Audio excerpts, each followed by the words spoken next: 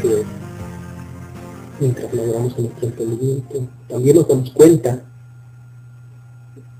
de lo bajo que hemos caído, porque no vemos más claramente la bondad de Dios. Y sabemos que no está en nosotros.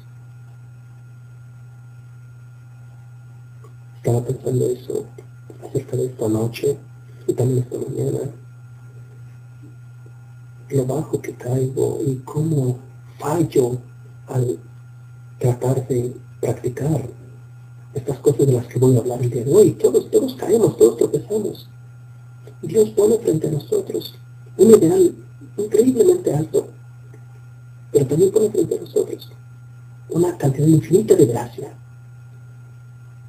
Queremos hacer las cosas mejor y Él pone ese deseo en nosotros. Eso es algo bueno, pero luchamos y fallamos. Y si luchamos es porque Dios está trabajando en nosotros. Es Él quien pone el deseo que nosotros tenemos de hacer las cosas mejor, de hacer el bien.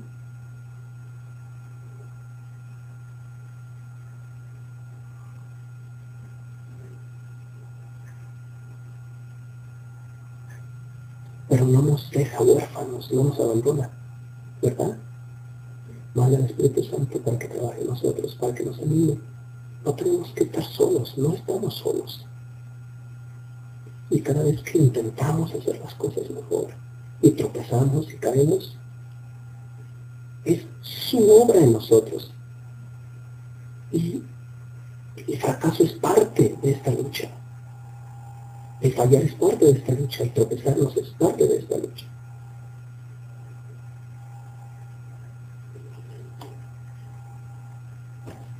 Hay quienes piensan que el cristianismo es interesante, pero básicamente irrelevante. Una superstición inofensiva. Dicen que no hay problema si eso es lo que usted cree, pero no tiene ninguna importancia para nadie más. Ahora bien, el caso de Jesús fue lo opuesto. Su ministerio y sus enseñanzas no lo ayudaron a él en absoluto, pero hicieron una gran diferencia para el resto de la humanidad. En el mundo contemporáneo existe una gran separación entre Cristo y el cristianismo. Y el día de hoy quiero explorar este concepto. Comenzaré por un evento en la vida de Cristo documentado en el capítulo 6 de Marcos. Primero estableceré el contexto. Jesús había enviado a sus discípulos en pares a predicar el Evangelio y a sanar a los enfermos. Ellos regresarían después de un tiempo, pero Marcos nos dice que mientras tanto Herodes Antipas ejecutó a Juan el Bautista porque Juan lo había criticado. Este incidente nos recuerda sutilmente que en ocasiones puede ser peligroso el hacer lo que Dios quiere que hagamos. A Herodes no le importaba si Juan le decía al pueblo entero que se arrepintiera, pero se enfureció cuando Juan le dijo que él también tenía que arrepentirse. Juan el Bautista no estaba predicando el Evangelio, pero en ocasiones le sucede lo mismo a quienes sí lo están haciendo. El Evangelio no siempre es apreciado por las buenas noticias que representa. Puede ofender el orgullo de la gente, o puede amenazar con quitar a algunos lo que ellos usan para controlar a otros. Ahora bien, no queremos que este mensaje llegue a ser ofensivo, pero no importa qué tan sutiles seamos, a alguien no le va a gustar. Y si nuestra meta principal es el no ofender a nadie, entonces vamos a diluir tanto el Evangelio que básicamente no quedará ningún mensaje. Y entonces eso sea una de las razones por las cuales tantas personas piensan que el cristianismo no tiene ninguna importancia, porque han escuchado el mensaje que el mensaje es irrelevante. A los enemigos del Evangelio realmente les gustaría que fuéramos irrelevantes para poder rescatarnos, ignorarnos. En ocasiones esta acusación de irrelevancia es verdadera, pero en otras ocasiones es solamente una excusa para ignorarnos. Pero ¿qué significa el ser relevantes? Si vamos a trascender en la vida de otros, es porque estamos haciendo una diferencia en su vida.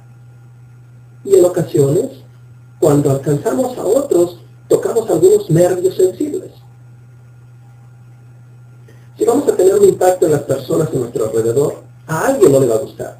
Y ese alguien generalmente son aquellos que quieren que el mundo continúe exactamente como está. Hay también a quienes quizás no les importa si predicamos el Evangelio, pero si tratamos de instruirlos a ellos específicamente, interpretan esto como una ofensa personal.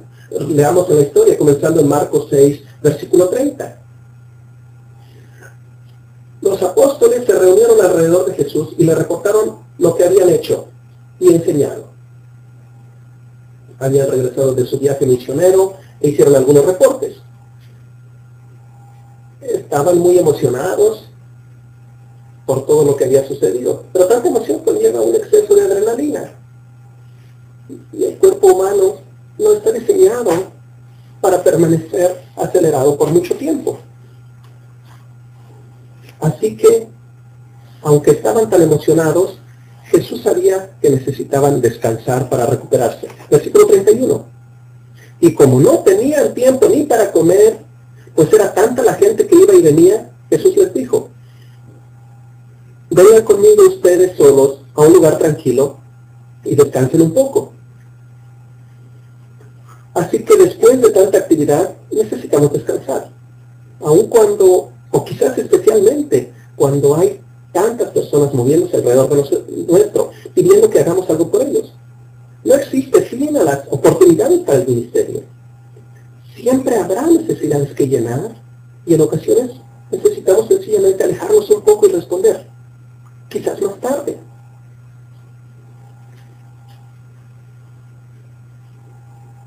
Versículo 32. Así que se fueron solos en la barca a un lugar solitario.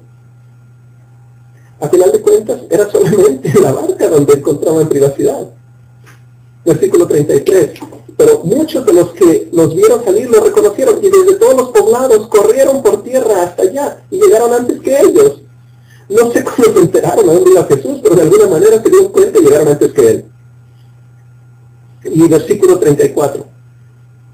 Cuando Jesús desembarcó y vio tanta gente, tuvo compasión de ellos, porque eran como ovejas sin pastor. Bueno, resulta que este grupo era de verdad una gran multitud, y Jesús podía verlos desde la barca, aún antes de llegar a la costa. Pero aún así, Jesús desembarcó, ya que tuvo compasión de ellos. La palabra griega para compasión es splainisomai. Aquellos de ustedes que han estudiado anatomía quizás han oído hablar del nervio esplácnico.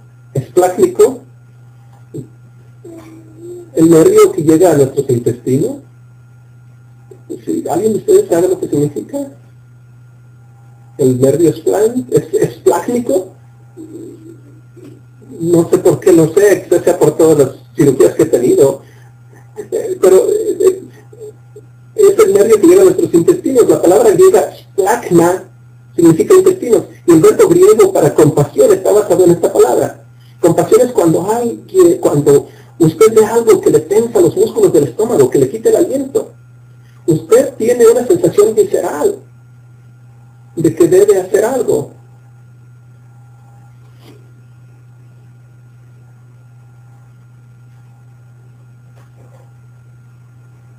Compasión es cuando usted ve algo que le tensa los músculos, así que le quita el aliento. Usted tiene así que Jesús sintió esta sensación visceral al ver que estas personas eran como ovejas sin pastor. No sabían dónde encontrar verdes pastos, no sabían dónde estaban las aguas tranquilas, estaban indefensos ante los ataques de los lobos, y Jesús quería ayudarlos, y lo hizo de dos maneras. Primero, versículo 34 nos dice: así que comenzó a enseñarles muchas cosas. Lo primero que necesitaban era ser instruidos. No creo que les haya enseñado matemáticas o biología. Los evangelios nos dicen que Jesús les habló sobre el reino de Dios. Podemos leer el Sermón de la Montaña o leer alguna de sus parábolas para encontrar una muestra de lo que Jesús enseñó. Básicamente, Jesús enseñó a la multitud sobre el reino de Dios, cómo es y cómo quiere Dios que participemos en él. Es un lugar agradable, pero este tipo de vida no llega a nosotros naturalmente. Implica un cambio de vida en la forma en que pensamos y en el propósito que tenemos para nuestras vidas. No es fácil, ya que así no es como funciona el mundo. Es diferente de la manera como acostumbrábamos vivir y requiere que cambiemos nuestra manera de pensar. Pero si queremos que la vida nos traiga resultados diferentes, entonces necesitamos vivir de manera diferente. Eso es lo que Jesús le enseñaba a la multitud, dándoles esperanza y ánimo. Y les gustó tanto lo que Jesús les decía, que se quedaron todo el tiempo que les fuera posible. El versículo 35 nos dice: cuando ya se hizo tarde, se le acercaron sus discípulos y le dijeron: este es un lugar apartado y ya es muy tarde. Versículo 36. Despide a la gente para que vayan a los campos y a los pueblos cercanos y se compren algo que comer. Al parecer, los discípulos estaban preocupados por la muchedumbre. O quizás eran ellos mismos quienes tenían hambre, así que le dijeron a Jesús: Señor, tu sermón se está alargando demasiado. ¿Por qué no dejas de predicar para que estas personas puedan irse? Esta era una sugerencia razonable, relevante, pero Jesús tenía en mente algo aún más importante. Versículo 37. Denles ustedes mismos de comer, contestó Jesús. Eso, y respondieron: eso costaría casi un año de trabajo. ¿Quieres que vayamos y gastemos todo ese dinero en pan para darles de comer? Hasta donde puedo ver, los discípulos en realidad no esperaban una respuesta de sí o no. En primer lugar, era muy improbable que llevaran tanto dinero con ellos. Y segundo, es muy poco probable que las aldeas cercanas tuvieran tanto pan en venta esa tarde. Más tarde nos damos cuenta que esta gran multitud era de más de 5,000 personas. Más de 5,000 hombres. Era mucho más aún que la población entera de Capernaum. La tiendita del pueblo simplemente no iba a tener suficiente pan para alimentar a 5,000 personas. Los discípulos probablemente hablaron asombrados: necesitamos mucho más dinero del que tenemos. ¿En verdad no hablas en serio? ¿De verdad no esperas que compremos comida para todas estas personas? ¿O sí? Versículo 38, respondió Jesús: bueno, ¿cuántos panes tienen ustedes? Vayan a ver. En otras palabras, no esperaba que sus discípulos dieran algo que no tenían, pero quería que dieran cuánto sí tenían. Después de averiguar, le dijeron 5 y 2 pescados. El Evangelio de Juan nos dice que era un niño quien tenía los 5 barras de pan y los 2 pescados. No sabemos por qué solamente él y nadie más tuvo la precaución de traer comida.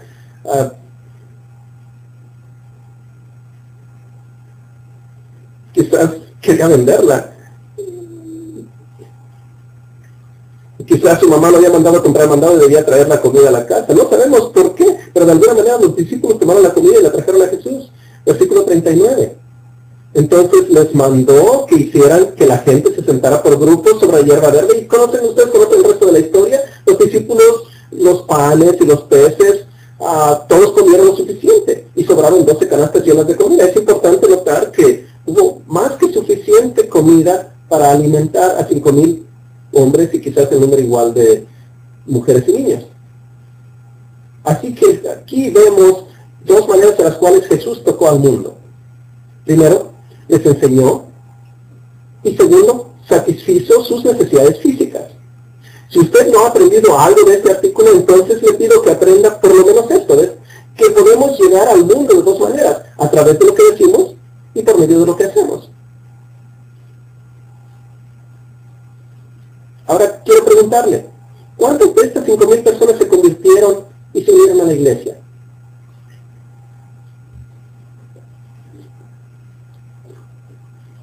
Hasta donde puedo ver, absolutamente nadie. Quizás eventualmente algunos o muchos de ellos llegaron a ser parte de la iglesia, o quizás no. Marcos sencillamente no nos dice. No es relevante para la historia. Ese no es el propósito de Jesús al alimentarnos. En ocasiones queremos tocar al mundo solamente si eso nos ayuda. Estamos dispuestos a hacerlo solamente si nos beneficia de alguna manera. Pero Jesús aparentemente no pensaba así. Jesús sencillamente vio una necesidad y la llenó. Esta multitud era como un rebaño de ovejas sin pastor, así que trató de ayudarlos. Para su necesidad espiritual les enseñó y para su necesidad física los alimentó. Eso era exactamente lo que necesitaban en ese momento. Los evangelios nos dicen muchas veces que Jesús primero tuvo compasión y después hizo algo al respecto.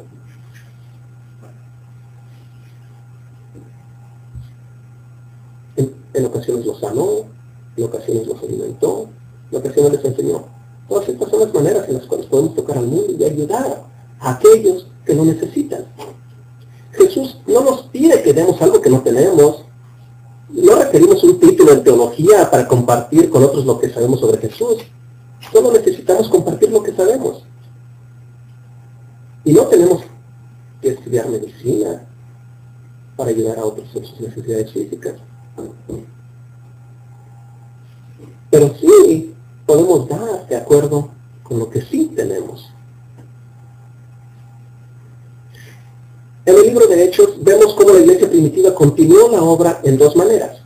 Algunos fueron sanados, algunos fueron alimentados, muchos fueron instruidos. La mayor parte del ministerio de alimentación parece haberse realizado dentro de la iglesia. En Hechos 6 vemos cómo la iglesia instituyó un ministerio permanente para alimentar a las viudas. Más tarde la iglesia en Antioquía envió ayuda para aliviar un poco la hambruna en Jerusalén, el cual también se convirtió en un proyecto a largo plazo. Durante su ministerio, Pablo predicó gran parte del tiempo y también recaudó dinero para ayudar a los cristianos de Jerusalén. Un historiador laico podría pensar que el ayudar a este grupo de personas es algo irrelevante, ya que este acto no haría una gran diferencia en el mundo. Pero si usted fuera una de esas personas, para usted, este hecho sería muy relevante. Este acontecimiento marcaría una gran diferencia para usted en esta vida y le daría esperanza para la futura. Cuando leemos los textos de la iglesia primitiva y aprendemos de los historiadores, podemos darnos cuenta de que la iglesia no limitó sus recursos para ayudar solamente a sus miembros. Ellos predicaron el evangelio, por supuesto, pero también alimentaron a los hambrientos, rescataron niños que habían sido abandonados por sus padres, ayudaron a enfermos a quienes nadie más estaba dispuesto a ayudar. Hicieron una gran diferencia en este mundo, ya que estaban viviendo bajo los principios que gobernaban el reino de Dios.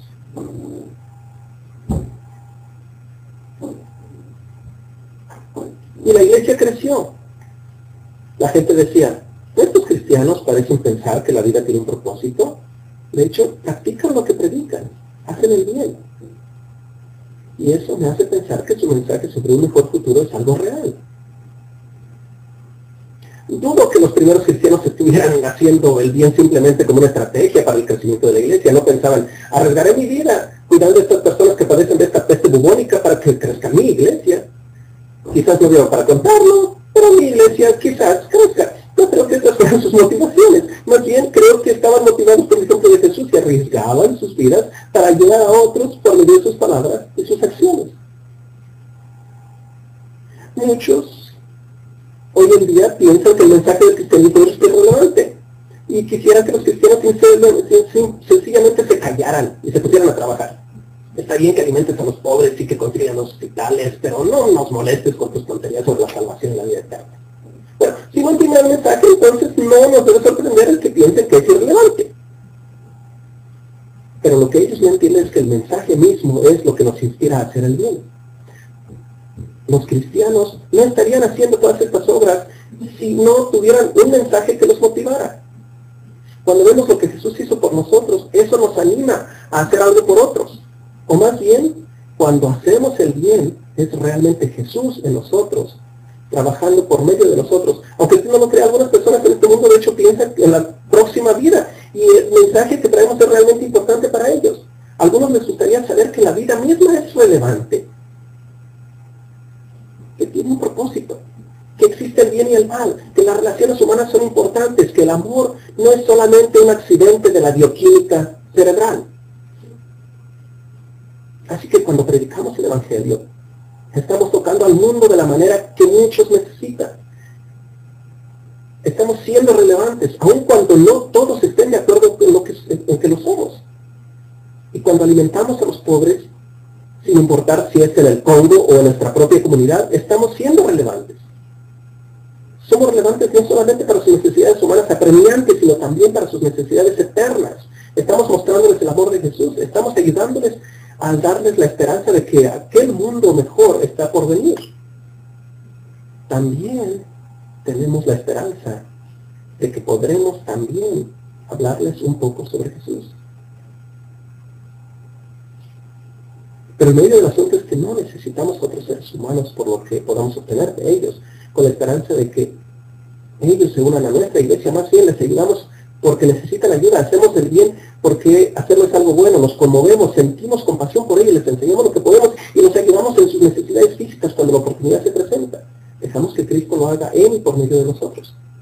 Ahora bien, hoy en día existen aquellos a quienes les gusta Cristo, pero no les gusta la iglesia. Y puedo entender por qué.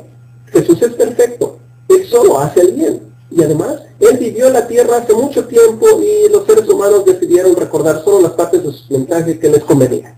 Construyeron un Jesús idealizado que contiene solamente las partes que les agradaban. Pero la iglesia es diferente, no somos perfectos, cometemos errores y la gente tiende a recordar los errores.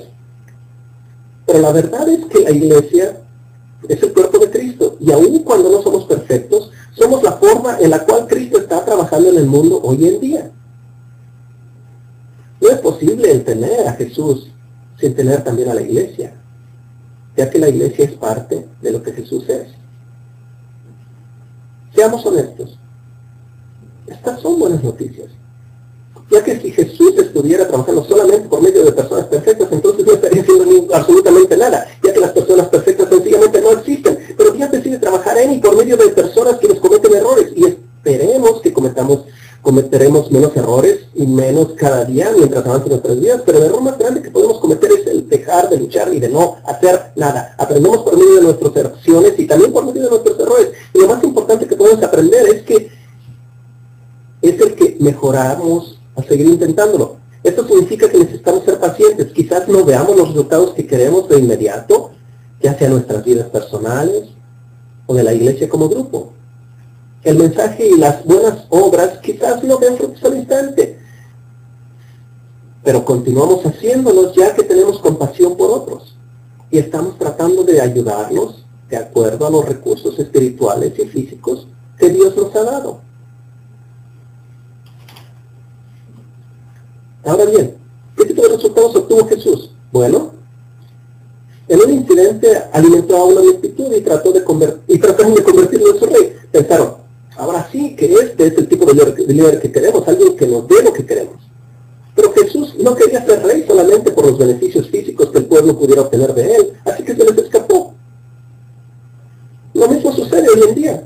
Hay quienes solo se acercan a la iglesia por los beneficios físicos que pueden obtener, dejan el mensaje en el santuario, donde no puede tocar a nadie, pero no es así. Las buenas obras van de la mano de las buenas noticias, y ambas son parte de la forma en la que llegamos al mundo.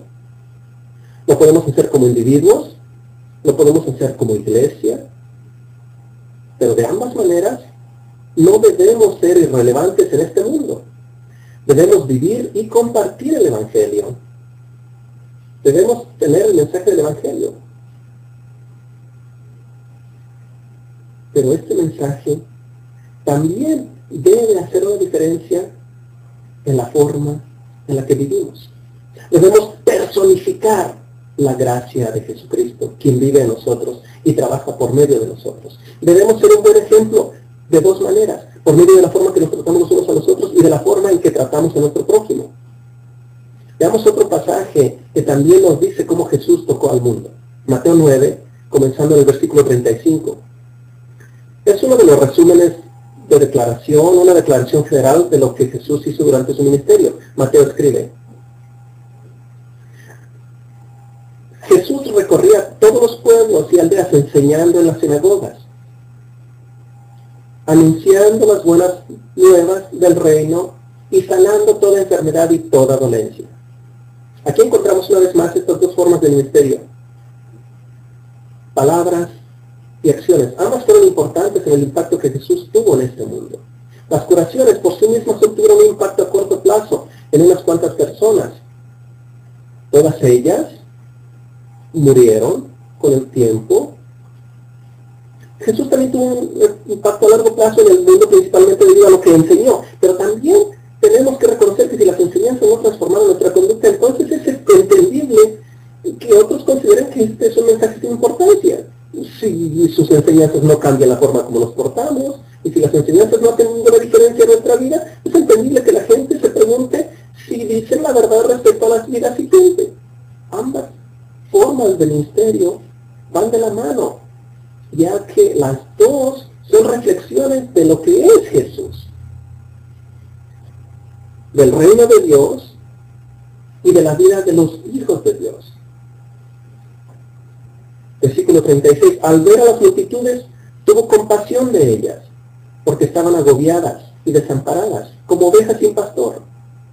Así que les enseñó, alimentó a los hambrientos, sanó a los enfermos, limpió a los leprosos y resucitó a los muertos. Les ayudó en sus necesidades espirituales y físicas. Pero no se detuvo en eso, ya que sabía que no iba a permanecer allí para él siempre. Así que les dijo a sus discípulos en versículos 37 y 38. La cosecha es abundante, pero son pocos los obreros. Pídanle, por tanto, al Señor de la cosecha que envíe obreros a sus campos. ¿Quiénes son estos obreros? Nos lo dice el siguiente versículo. Capítulo 10, versículo 1. Reunió a sus 12 discípulos y les dio autoridad para expulsar a los espíritus malignos y sanar toda enfermedad y toda dolencia. Y los mandó en pares a predicar el Evangelio. Y es ahí donde comenzaron este mensaje. Jesús tuvo compasión de los seres humanos, quienes como ovejas sin pastor, quienes somos como ovejas sin pastor, y está buscando más personas dispuestas a ayudar en la cosecha. Y aquellos a quienes les instruyó que oraran, son exactamente los mismos a quienes envió a trabajar. No pidamos a Dios que llame a otros a hacer el trabajo que nosotros mismos no queremos hacer. Cuando veamos la necesidad de obreros, cuando veamos algo que Dios quiere que se lleve a cabo, algo representativo de su reino, su voluntad, su familia y su amor, si estamos dispuestos a trabajar, entonces seremos uno de esos obreros. Si todo lo que podemos hacer es orar, entonces eso es todo lo que Dios quiere que hagamos. Debemos orar y debemos trabajar. El cristianismo es importante para las necesidades de este mundo y debemos alcanzar a otros con lo que decimos y con lo que hacemos. Ambas acciones van de la mano. Mientras Jesús vive y trabaja en nosotros. Y continúa su ministerio por medio de nosotros, como su pueblo. Oremos. Padre, te damos las gracias por tu obra, por tu paciencia, por tu gracia, porque continúas trabajando en nosotros y por medio de nosotros. Nosotros como discípulos somos como los discípulos que tenía Jesús. En muchas ocasiones no entendemos lo que tú estás haciendo. En ocasiones no hacemos lo que tú quieres. Y aún así tú, en tu paciencia infinita, continúas trabajando en nosotros. Te pedimos que ores por medio de nosotros, que obres por medio de nosotros.